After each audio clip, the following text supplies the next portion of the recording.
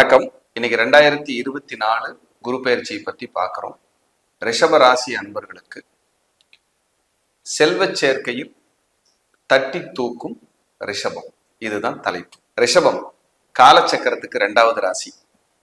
அப்ப 2ஆம் ராசி சுக்கிரனோட வீடு. மேச ராசியில் இருக்கிற குரு ரிஷப ராசிக்கு பெயர்ச்சி ஆகிறார். மே மாசம் 1ஆம் தேதி 2024 மாலை சரியாக 5:30 மணி அளவில் பயிற்சி நடக்க இருக்கு. குரு பயிற்சி உலகமே உற்று நோக்குகின்ற குரு பயிற்சி அப்படின்னா அது மிக இல்லை. ஏன்னா குரு சுபகிரகம் அப்படின்னு சொல்லப்படுது. நம்ம வீடு கட்டுவோமா, ஒரு திருமணம் நடந்துருமா, ஒரு வாகனம் வாங்குவோமா, ஒரு இடம் வாங்குவோமா, ஒரு வீட்டில் ஒரு சுபகாரியம் நடக்காதா, ஒரு பொன் பொருள் ஆபரண சேர்க்கை நடக்காதா, செல்வ சேர்க்கை நடக்காதான்னு ரொம்ப ஆவலா இருக்கிறதெல்லாம் குரு பயிற்சியில தான். ஏன்னா குரு தான் தனகாரகன், பொருளாதாரத்தை கொடுக்கிறவரு, பொருளாதாரத்தை அள்ளி கொடுக்கிறவரு, பெரும் பணங்கள் கோடிகள்ல புழங்குறவரு குரு பகவான் தான். அப்போ குருவுக்கு அவ்வளவு பவர் இருக்கு 9 கிரகங்கள்ல. குருவோட கதிர்வீச்சுக்கள் மட்டும் நமக்கு சரியான முறையில அமைஞ்சு நம்ம லக்னப்படி குரு யோகரா இருந்துட்டாங்கன்னா அது மாதிரி கொடுக்கறதுக்கு ஆளே கிடையாது. அது அந்த குரு திசையெல்லாம் மத்தியம வயசுல வந்துச்சுன்னா அள்ளல்னு அள்ளி கொடுத்துட்டு போயிடும். அவ்வளவு ஒரு அற்புதமான பிளானட் குரு.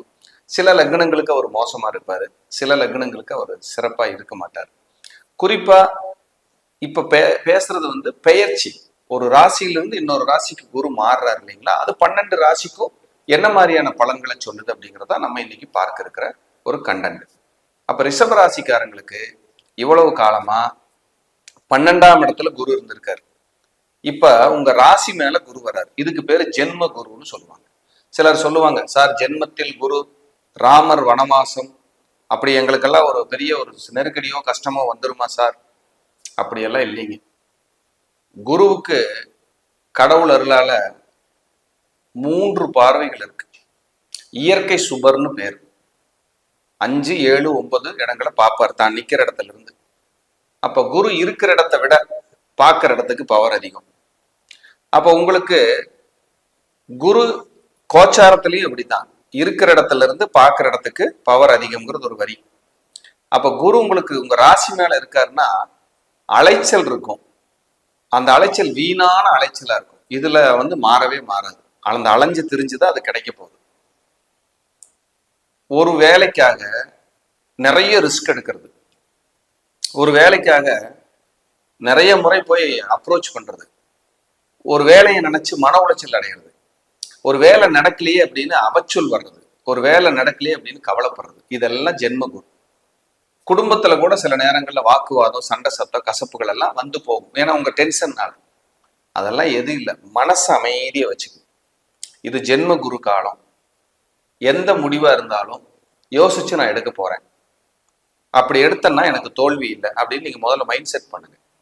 அப்படி பண்ணிட்டீங்கனாலே உங்க பிரச்சனை 100% தீர்ந்து போயிடும். இன்னைக்கு நமக்கு ஜென்ம குரு, நம்ம எடுக்கிற காரியம் பூரா தடையாத்தான் இருக்கும்.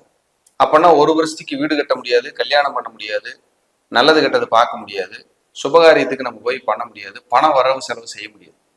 அப்ப ஜென்மத்துல குரு வரவங்கள வாழலையா பொழைக்கலையா யோசிச்சு பாருங்க. அப்ப ஜென்மத்துல குரு வந்தா கூட நம்ம மனம் சார்ந்த விஷயங்களை தெளிவா வச்சுக்கணும். நம்மளால முடியும், நமக்கான இறைவன் நம்மளோடு தான் பயணிக்கிறார், நமக்கு அவர் நல்லது மட்டும்தான் செய்ய போறாருங்கிறது தீவிரமா இருங்க, தெளிவா இருங்க. உங்களோட இறைவன், நீங்க எந்த ரிலீஜியனா வேணா இருந்துங்க, அதை பத்தி கவலை இல்லை. எல்லா ரிலீஜியனும் கடவுள் என்பவர் அன்பானவர் தான் சொல்லுது, மாறி சொல்லவே இல்லை. அப்ப அப்படி அன்பான கடவுளை நீங்கள் அதிகமாக நேசிக்கும் போது ஜென்ம குரு காலத்தில் கூட நீங்கள் ஆர்ப்பரிக்கும் வெற்றியை நீங்க தொடர முடியும், அடைய முடியும். அப்படிங்கிறத உண்மை. இறை பிரார்த்தனை ரொம்ப முக்கியம். உங்க ராசி மேல குரு வராரு, கோயில் கோயிலா போக வைக்க. இனிமேல் சார் அயோத்தியில ராமர் கோயில் கட்டாங்க சார், ட்ரெயின் புக் பண்ணிட்டோம் சார், போயிட்டு வரலான்னு ஐடியா இருக்கு சார், காசி போயிட்டு வரலான்னு ஐடியா இருக்கு சார், தனுஷ்கோடி ராமேஸ்வரம் போலான்னு பிளான் பண்ணிட்டோம் சார், இதெல்லாம் நடக்கும். ரிஷப லக்னக்காரங்களா இருந்தாலும் நடக்கும். ஏன்னா உங்க லக்னத்திலையும் ராசிலையும் குரு பயணிக்கிறார். மெயினா ராசிக்கு தான் நம்ம பயிற்சி எடுத்துக்குவோம். அப்ப அந்த குரு எங்க பாக்குறாரு? ஸ்பிரிச்சுவல் ஸ்தானமான 5ஆம் இடத்தை பாக்குறாரு. இப்ப ஹோமம் பண்ணுவீங்க, உயர் பதவி கிடைக்கும், பட்டங்கள் கிடைக்கும், உயர்கல்வி படிப்பீங்க, முன்னேற்றம் அடைவீங்க, அரசியல் இருக்கிறவங்களுக்கு ஒரு விமோச்சனம் கிடைக்கும், அரசாங்கத்துல ஒரு விமோச்சனம் கிடைக்கும், அரசாங்க வேலை எழுதுறவங்களுக்கு ஒரு வெற்றி கிடைக்கும், உங்க குழந்தைகளுக்கு ஒரு நல்லது நடக்கும். இதெல்லாம் உங்களுக்கு நடக்கும். ரிஷப ராசிக்காரங்க, ரிஷப லக்னக்காரங்களே எடுத்துக்கணும். கல்யாணமே இல்லை சார் அப்படின்னா திருமணம் நடக்கும். 2வது குழந்தைக்காக முயற்சி பண்ணிட்டு இருக்க சார்னா 2வது குழந்தை உங்களுக்கு கிடைக்கும். வெளிநாடு போகணும் சார் அப்படின்னா வெளிநாடு போவீங்க.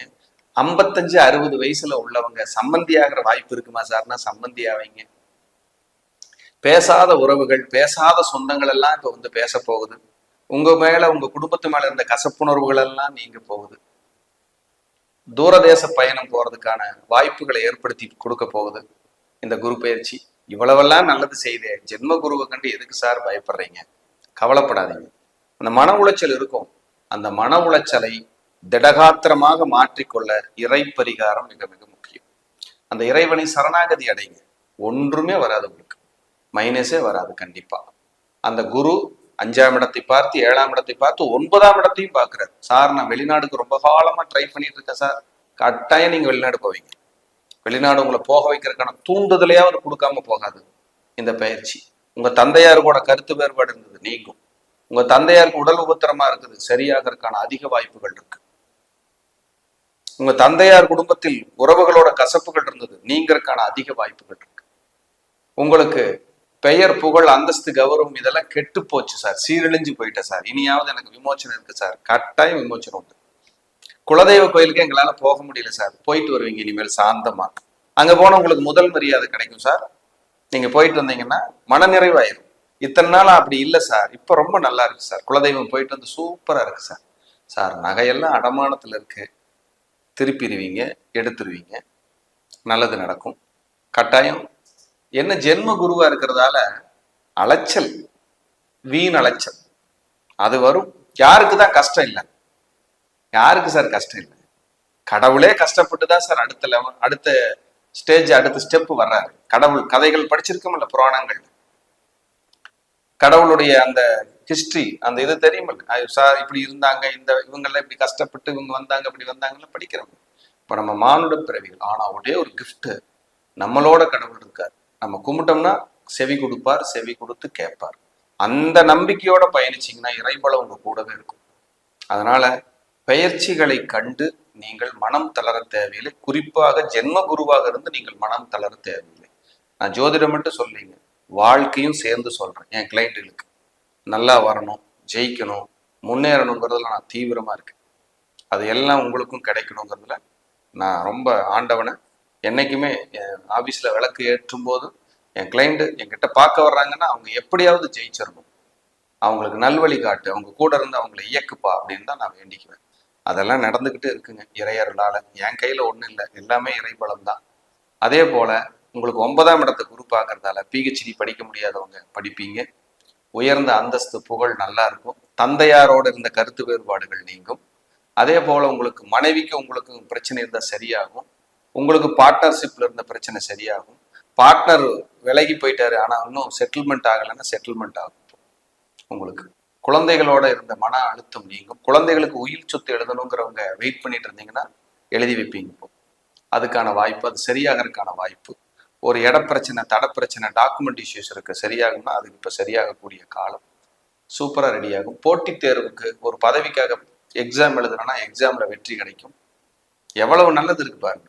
ஜென்ம குரு சார், அவ்வளவுதான் சார் அப்படியெல்லாம் ஃபீல் பண்ணலாமா? ரிஷபராசி என்பர்கள் ஜாலியா இருக்கு, உங்க கூடவே கடவுள் இருக்காருங்க. ஏன்னா நீங்க ரிஷபராசி, உங்க ராசிக்குள்ள யாரெல்லாம் இருக்காங்க? அருமையான சூரியன், அழகான சந்திரன், வைராகியமான செவ்வாய். இந்த 3 நட்சத்திரம் ரிஷபத்துக்குள்ளதான் இருக்கு. அப்போ உங்களுக்கு தாய் தந்தையார் கூட பிறந்தவங்க, சகோதர சகோதரிகள் உங்க குடும்பத்துல கண்டிப்பா இருப்பாங்க, உங்க வம்சாவளிக்குள்ள. இது 80% பொருந்தி வரும். செவ்வாய் சகோதர பாசம் ரொம்ப ஜாஸ்தி, உறவுகளுக்கு மதிப்பு கொடுக்குறீங்க, எல்லாரும் வேணும்னு நினைக்கிறீங்க. கார் வாங்கினா கூட எல்லாரும் சேர்ந்து போற மாதிரி ஒரு பெரிய காரை வாங்கிக்கலாமா அப்படின்னு நினைக்கிற ராசி நீங்க. கவலைப்படலாமா? உங்களை கடவுள் விட்டுருவாரா சார்? கவலைப்படாதீங்க. ஜென்ம குருவாக இருந்தாலும் சற்றேறக்குறைய அலைச்சல் இருக்கும், ஆனால் வெற்றி உங்க பக்கம்தான், வசமாகும். கவலைப்படாதீங்க. இதோட சேர்ந்து உங்களுடைய சுய ஜாதகத்தில் யோக திசை, நல்ல தசாபுத்திகள் நடந்துச்சுன்னா இன்னும் வெற்றி கூடுதலாக கிடைக்கும் என்று சொல்லி மீண்டும் ஒரு நல்ல பதிவில் சந்திக்கிறேன். நன்றி, வணக்கம், வாழ்க வளமுடன்.